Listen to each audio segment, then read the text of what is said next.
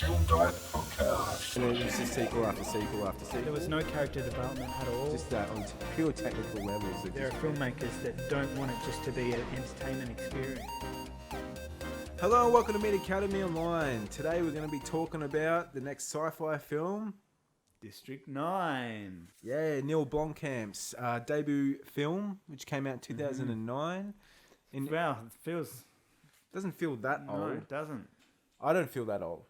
That's over 10 years now. Wow. Decade. And he's had quite a career to this point in time. Yeah. He really came out with a splash onto the scene. One of those directors that, you know, has that really big first film, and then with each subsequent film sort of goes further and further away from the spotlight. Well, he had a good start because he was friends with Peter Jackson, Mr. PJ, and he was like, "I'll help you out here, mate." Well, he was actually meant to be directing the Halo film, produced by Steven Spielberg and Peter Jackson. Yeah. Right? So this was all going ahead. Things were being made, props were being made, everything was green lit and happening, I think. Yeah. And it kind of all fell through, you know, at the last final stages of, you know, pre-production or whatnot. So that project, the Halo project, ended up evolving into District 9. So they used a lot of the props and stuff they had made in this and whatnot. So there you go. Look into it a bit more if you want. And this film is very interesting. I didn't know anything about it when it came out, apart from the trailer. I think that was all I had. At this time in 2009, I don't think IMDb and all these sorts of things were as big as it is now. So the information that was out there wasn't as accessible as it is now. So from what I remember, I wasn't like looking at things going, oh, he's done this or who's that and who's this and what's this. It was just kind of like, this film's coming out, sci-fi, looks cool, I'm going to go see it. Yeah. But if you look at it on the surface, without actually seeing anything for the film, it looks just like another typical sort of alien invasion kind of film. Which there has been a lot. I mean, I think at that same time they had Battle of LA or Battle of Los Angeles come out. And then after that we had like Edge of Tomorrow and those other ones that came out after that. So yeah, we've always got a cycle of these alien invasion, Independence Day, and these types of films always sort of coming out every few years or so. And I'm not complaining because I do like a good alien invasion film, especially this one. I think this one's just the one that's the most unique, though. Once you get into it, like it begins and it's got the documentary style to it, and interviews. it's like, oh, okay, it's grounding it, and that it's giving it sort of, it's not trying to be your typical, just epic, cinematic, just stuff happening, and you're sort of meant to go for the ride. That's it's kind of cinematic. This is all more of a grounded. It's meant to feel small, It's meant to feel like it's just people on the ground running with the cameras. Yeah. And that's, if we talk a little bit about the technology, that's why this film was so groundbreaking, in that it removed all of the restrictions that you'd normally have, especially around this time. If you wanted to do these kind of visual effects where you've got all these, creatures walking around, everything had to be very staged and organized and planned out prior. And this film was like, let's just scrap that. Let's just get some people in some suits in the scene, and we'll work it out in post. And effectively, from a visual effects point of view, it was groundbreaking in that it sort of removed the restrictions that had typically been there for these kind of films. And it sort of gave way to a new kind of freedom on set for the filmmakers. Yeah, and I'm sure it opened up a whole can of worms as well at the same time. Absolutely. So it's like a double-edged sword, isn't it? Because you're going for something a bit more grounded, but at the same time you still want to have that level of cinematicness where it's still large and still feels small but large. And so it's a weird contrast. The trick you got here, right, is that with a normal film, you'd say, okay, there's a creature here, so you'd you'd put in green blocks on set where you want that creature there, so that you can easily, comp them in, right? Yeah. But this film was like, we're going to get actual people to walk in that scene, and we're going to have to literally paint those people out, and then put in the CG counterparts of that person. So it's not like they had green men in green suits or anything. They had actual men in the actual scene, in the actual shot they used, and they were forced to have to paint out all those people. And in Photoshop it's fine, but we're talking about real moving footage here, and that's another thing. And I've had to do it in the past for many projects I've worked on, where we've had to, I've had to do also. I've had to put pants on some person. It was a funny story because there was a guy driving a ATV. And the rules are he's meant to be wearing pants on those, right? And this guy didn't. And he only had shorts on, right? Because he was a real farmer bloke. He's all right, mate, we're going to... So it was real funny, right? And so they... the client came to me and they were like, what can we do? We want to use this shot. We had to fly to another state to film it and back. And they're like, can you put pants on him? Give me a couple of hours, I'll see what I can do. And I did it.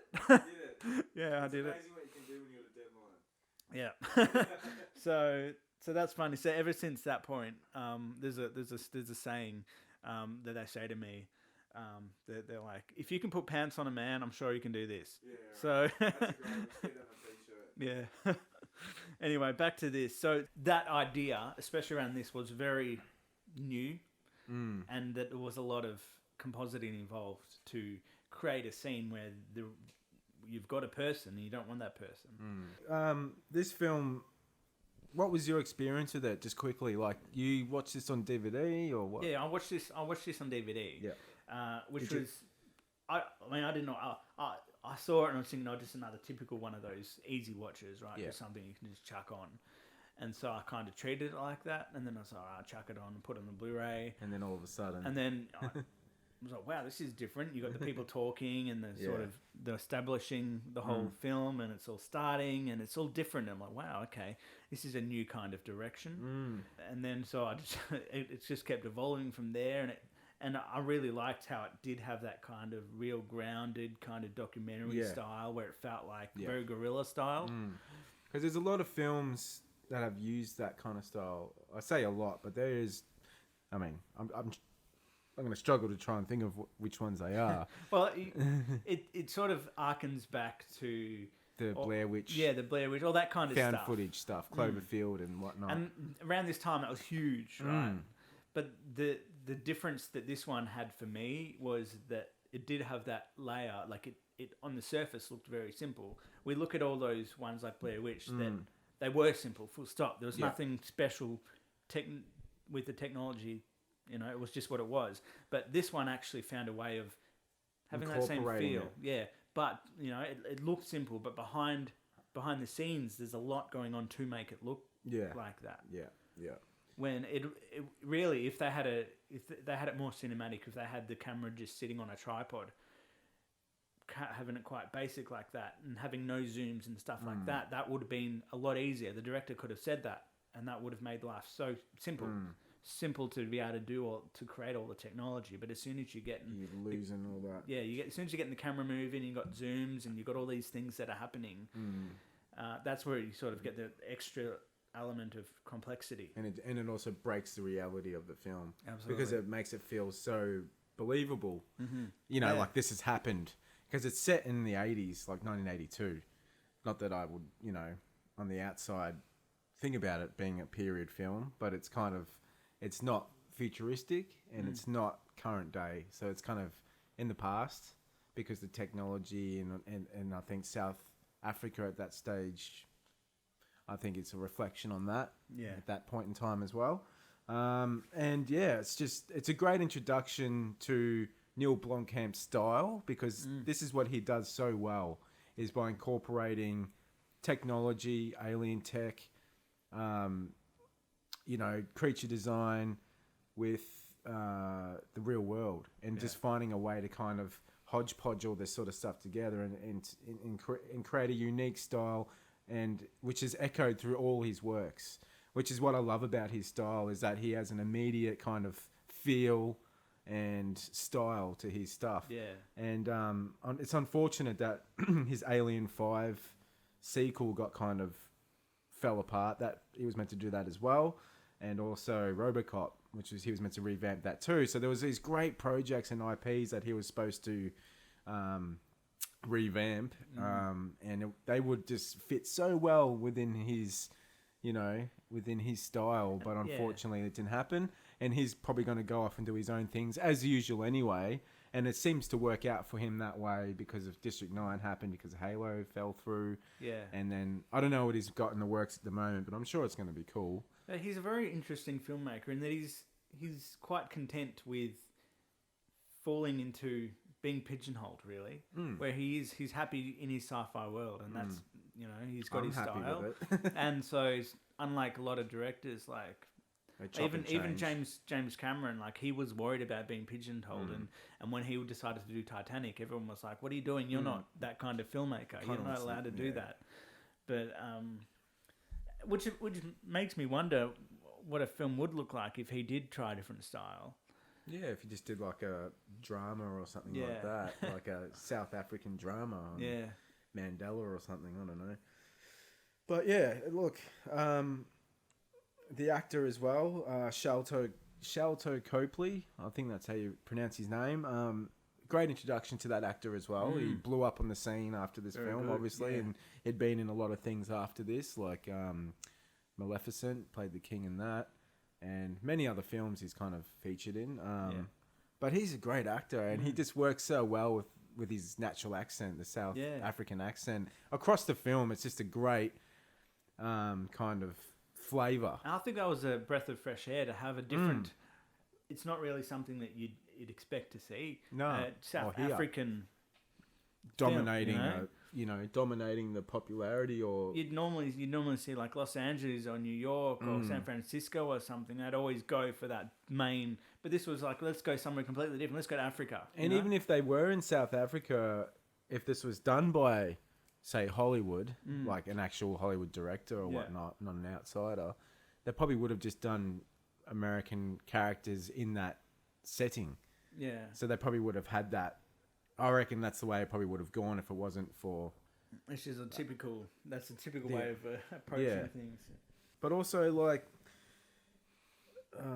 it was nominated for 4 Oscars, which is, awesome. Because it's not a film you typically think of, but obviously it was nominated for Best Motion Picture of the Year, Best Writing, Editing, and Visual Effects. It didn't win any of those, but I can't remember what it was up against in 2009. But nominations is still pretty. That's still a pretty good achievement right there. Yeah. Not that Academy Awards really matter, but it seems to matter for the industry. Yeah, it matters for further in a career for someone. So.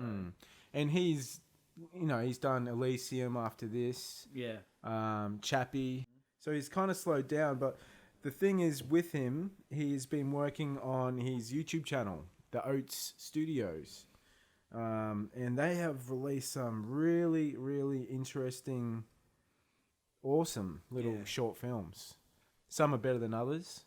He had one with Sigourney Weaver. It was almost like because they were linking up from the Alien 5 thing that fell through. And it's got a big flavour of what could have been. Yeah. And it's almost... all this stuff feels like a natural extension of his style.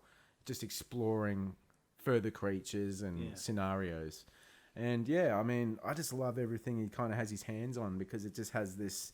he has a lot of texture to his work. Yeah. I just feel... a lot of grit. And I feel, I feel it.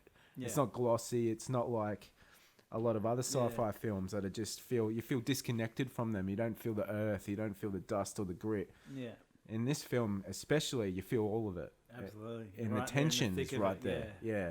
And I love the way it's sort of on the backdrop in the slums of South Africa, because it's just it just adds all that flavor as well, Yeah. and it makes it very tense. If we talk about a little bit about this film in that context, right? It's really a film. Yes, it's got aliens in it, but it's really a film about humanity. You know, the warts and all of humanity. Looking at humanity is this is what we do to things that we see as lesser than us. And that's how it was.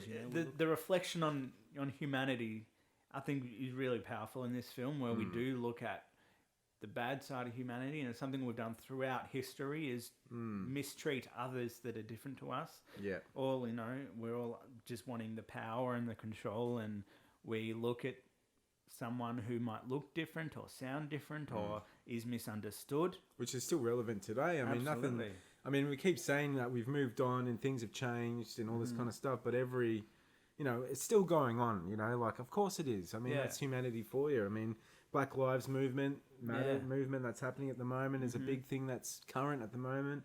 Yeah. I mean, we don't want to go into too much political kind of stuff. Absolutely. Because, it's such a hornet's nest, really, and I don't want to stir anything up, but this film kind of says a lot, and it's going to stay current and relevant forever, I'd say, because we're always going to have these issues. Unfortunately, I don't want to say we are, but unfortunately, I'm yet to see a resolution to all this sort of thing. It's ingrained within us as a society, and it's something that, as long as we are getting brought up in a society where everyone has such strong views and beliefs, it's something that's always going to be there, unfortunately. So that's life. But it's these films like this that are actually able to explore that territories. I think is really it's a good thing. It's the perfect. That's what science fiction is great for. Is exploring the possibilities and avenues that are hard to kind of talk about in a mainstream way, or in a way that's not going to offend everybody. Yeah. Well, that's right, because they changed the context enough. And it's the same thing with, if we think about a film like Avatar, it's the same kind of thing where you're punching, multiple different views on society, on Star Trek as well. That's like the perfect, sort of catalyst to be able to explore mankind and our evolution and the way that we exist. Yeah, but the point is that you change it enough so people aren't offended by it. Correct. It's enough that we can say, "Oh, hang on, we can."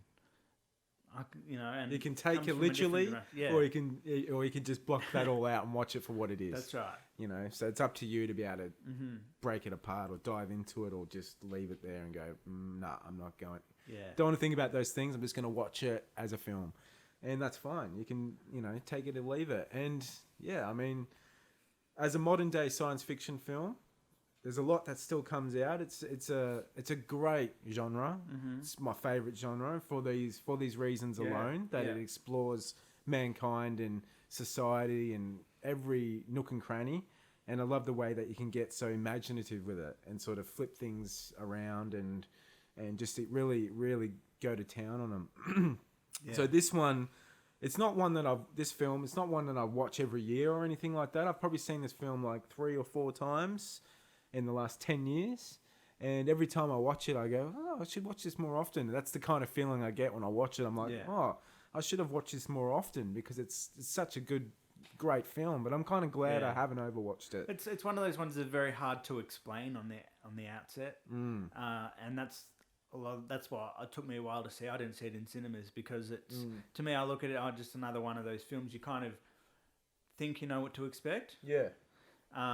And so I sort of went in it with that expectation that it was just going to be another one of those, easy watches. You just, films. okay, you know what you're going in for, which is, that, and that's kind of how it seems. But it's also one that's very hard to explain, and you always get these different kind of films that are hard to explain. Another film is like Gone Girl. Oh yeah, that's that one is very hard to explain, and that one I did see in cinemas. I was like, well, I'll go in. I didn't expect too much. I just thought it was another easy watch, and then not very easy. No, and then like straight away you're like got no idea what. Yeah, what's going to happen next? How long is this film even going for? Yeah, it's a long film, and I was like, is this the third act yet? Is this what's going on here? Who's the baddie? Is Ben Affleck the baddie? You know, we're talking about Gone Girl here. Yeah. David Fincher. I mean, if there wasn't science fiction, I think David Fincher, in a nutshell, is one of those filmmakers that I just adore. Mm-hmm. You know, that's the word I like to use because I just cherish Yeah. everything he does. And he dipped his toes in science fiction at the beginning of his career with Alien 3, got burnt on that project, and subsequently has stayed away from science fiction for the most part. Yeah. For the remaining of his career so far. But I'd love to see him dip his toes back into that territory. Because he like Neil Blomkamp, they have a very grounded style to their stuff. Yeah. They can sort of... they have an immediate recognizable style to their films. You know, it's a Fincher film if you know who these people are. And But again, Blomkamp's like that too. Fincher's also got a very practical, tactile way of adding, like when it comes to visual effects. Yeah. It's very, very similar in that. I guess that's what it is, because they both got effects backgrounds, right? These guys are the good directors that have effects backgrounds. Like Fincher, he was an effects guy in Return of the Jedi. That was his first in there through his dad or something like that. And then he went from there doing commercials and things and music videos. Blomkamp, I know, has just got a huge... CGI effects background. That's where he comes from. Just like the guy that did Godzilla and Rogue One, Gareth Edwards, I think his name is. I can't remember now. But he's the same kind of guy that just like the After Effects wizards or whatnot. Yeah. And they just know how to operate and how to utilize, technology. Yeah. And make it on a small budget, I suppose, and make awesome pieces of work. And you get those kind of directors that have that background and know how to be a director, how to command and run a set and a team or teams. Yeah. And then you get other directors like the brothers that did the Alien vs. Predator 2 Requiem, or the brothers Strauss, or I can't remember. There's these guys that have effects backgrounds that are shocking directors. They're good effects people, but they're shocking directors. Yeah. Whereas It's because I think for me, the visual effects has an important role in that it has to be used to enhance the storytelling. So on set, you should be able to use storytelling first and foremost,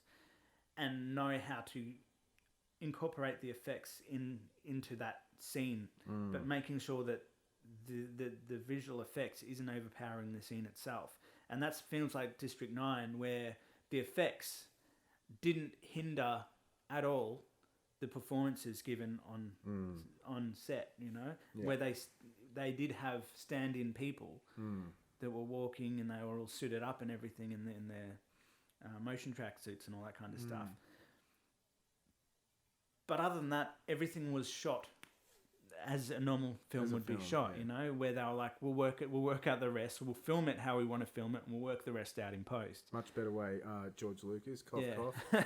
Other than just giving you a stale green room and say, all right, let's go act. Let's do it. You speak your lines. And that's the thing. Like I'm very passionate about visual effects. So it's always been something that I've been very passionate about. And a lot of the time, it seems like I'm bashing visual effects, but I've always been passionate about visual effects used to enhance the storytelling. Not the other way around. Storytelling used to enhance the visual effects. And that's a lot of the issue, where visual effects are used as a cop-out almost now these days. Yeah. In a lot of films.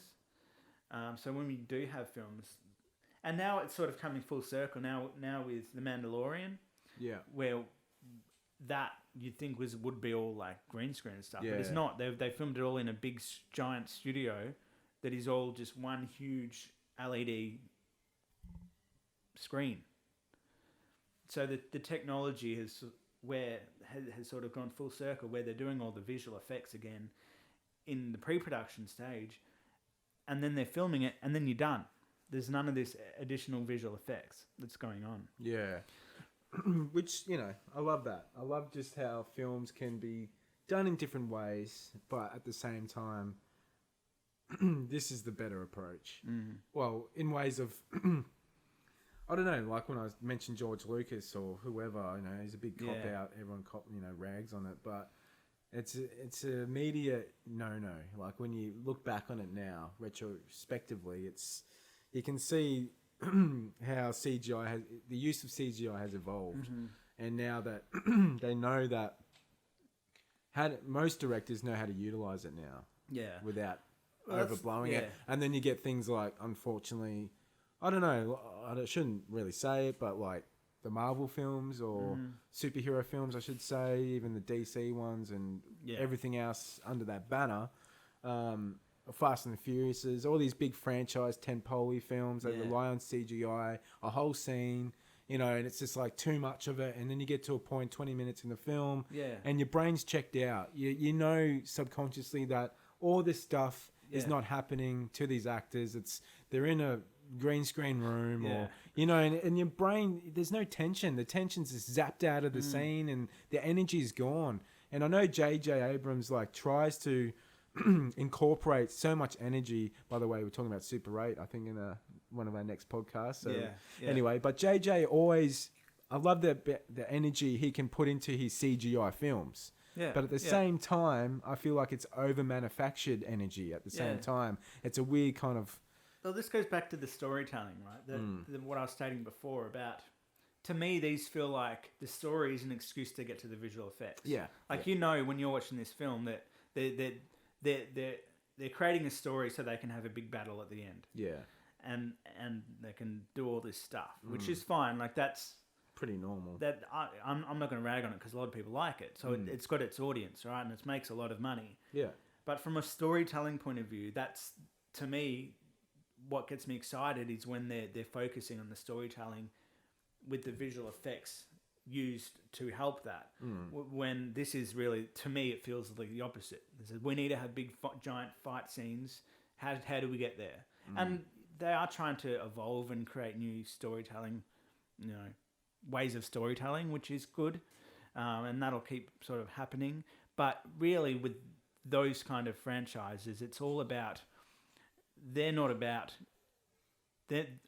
not their main audience for that stuff. Yeah, we're not their main audience for that stuff. Anymore. Where we'll give it a watch because that's what we do. Yeah, we're cinema guys. But the main audience is the everyday person who does want something they can just be like, wow, look at all the big explosions. Yeah, and they're not going to think twice about half this stuff. Yeah, so that's fine. Like, I'm also willing to stay, you know, that I know I'm not that person. For me, I've got my Jokers and my other films that. Yeah. But, yeah, I mean, I'm the same as well. Like, I mean, I enjoy watching all kinds of films. I'm not going to just be like, I only watch only watch like good films, like cool films, you know. I'm not a snob, you know. Like, I can still have my moments where I'll throw on, you know, some big tentpole movie like Marvel films or Star Wars is like that now. You know, it swings and roundabouts, and you know, I love putting on an independent film and then changing it up and throwing on something stupid and just like relaxing, comedy, not caring really. And it's just that, you know, and appreciating things for what they are and looking at the positives in those things, you know.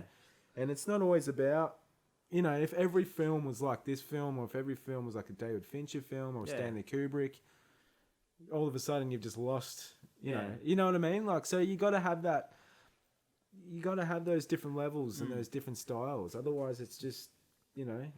Well, that's it. Yeah. And all of these films that we talk about, none of them are bad films. These films are made by skilled, quality people, and they are fantastic works of art. You know, by in every sort of use of the term, work of art. You know, even though not every director would agree with that, but they are, to me, a work of art. Well, you've got so many artists working on them. Yeah. You've got artists creating something, just like any film that has artists. Look at the storyboards. You know, look at the concept art. You know, absolutely, they're always phenomenal. They're always great, and it's just, you know, it's just the way it goes. Yeah. Anyway, back to District 9, because we'll finish up our conversation with District 9. I think summing up for me, it was just a great use of, you know, a completely new environment that we're not used to seeing on a cinematic level. The use of like the documentary kind of approach to it was really interesting, and the effects.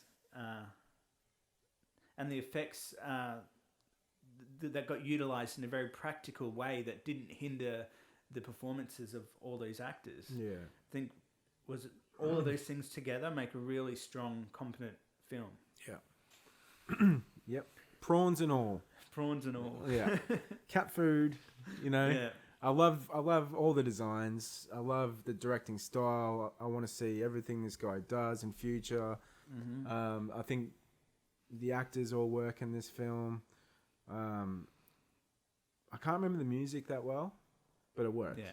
Yeah. Everything worked and it functioned very well, this film. It was a nice rounded piece of work, piece of art. Mm-hmm. But yeah, I mean, it's up there, especially in modern day sci-fi kind of films that are kind of original in a way. Yeah. This one is definitely up there. Yeah. So yeah, highly recommended from both of us by the sounds of it. Mm-hmm. And we're going to sort of explore the science fiction territory even further and go into the deeps of outer space and all that kind of stuff and mankind and society and try and dive deeper into it all and explore, that genre. Mm-hmm. But yeah, I mean, District 9, great film. All right, we'll leave it there. So thanks for watching. Like, subscribe, ring that bell. Be awesome. And yes, I don't know what else to say. We'll see you in the next one. See you in the next one. Adios.